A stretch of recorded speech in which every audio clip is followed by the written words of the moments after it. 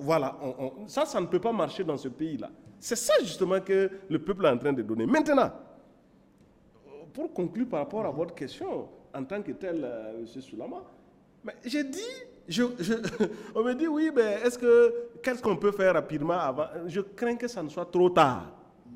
Oui, 4 années après, vous en êtes à régler toutes ces questions-là. Et à 1 an de l'élection, soi-disant, voilà, on en est à discuter quoi? Les problèmes de sécurité sont posés.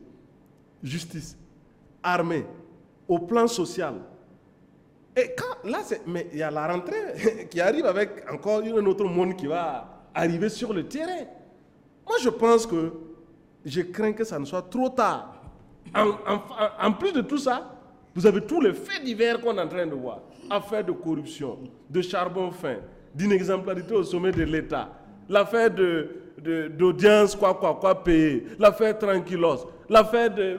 Mais tout ça là, vous allez régler ça quand? C'est trop tard. Moi, je pense, ici, là, il faut une alternative dans ce pays-là. C'est la vérité. D'accord. Monsieur...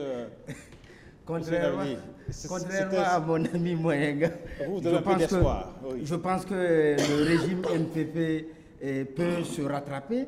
Vous savez, quand je dis les choses dans ce sens-là, moi, je ne suis pas inclin dans un sectarisme, non, le pouvoir à moi, non. Je suis dans une vision du Burkina Faso. C'est-à-dire que chacun vient, construit sa part de contribution et que si la population, le peuple le reconduit, tant mieux. Mais si le peuple ne le reconduisait pas, qu'il l'accepte, qu'il y a un nouveau qui est là, qui doit continuer dans des sillons tracés. Et c'est dans ce sens que je pense que la question, par exemple, de l'administration publique, elle doit, dès demain, il faut qu'on commence à la traiter de façon globale. Et quand Amari a dit non, qu'il ne faut pas, par exemple, pour les questions sécuritaires, il faut les sorties des revendications sociales et des civils, non. Je dis non, parce que ce n'est pas que les militaires qui meurent.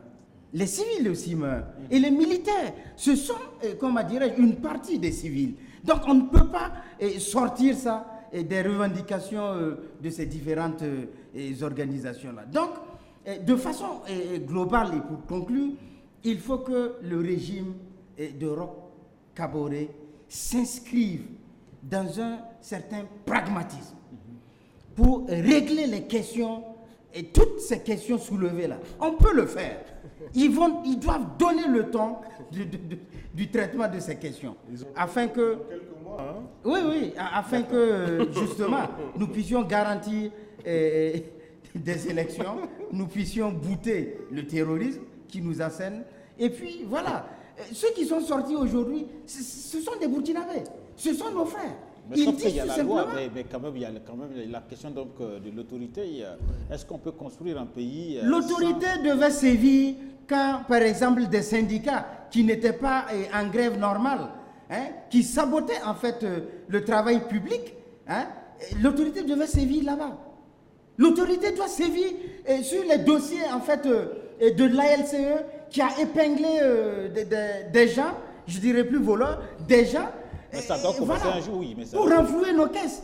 L'autorité doit avoir justement un pragmatisme dans la gestion vertueuse de la chose publique. Il doit donner même l'exemple, déclarer les biens, les délits d'apparence. L'autorité doit respecter tout ça parce que maintenant, là, c'est comme je dis, le monde actuel ne se dirige pas par des cravaches ou des histoires d'autoritarisme ou d'autorité. Tout à fait. C'est pas l'exemple au sommet, c'est ça qui renforce la légitimité d'un pouvoir.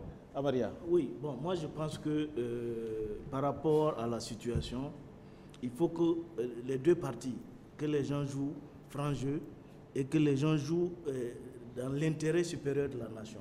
C'est capital.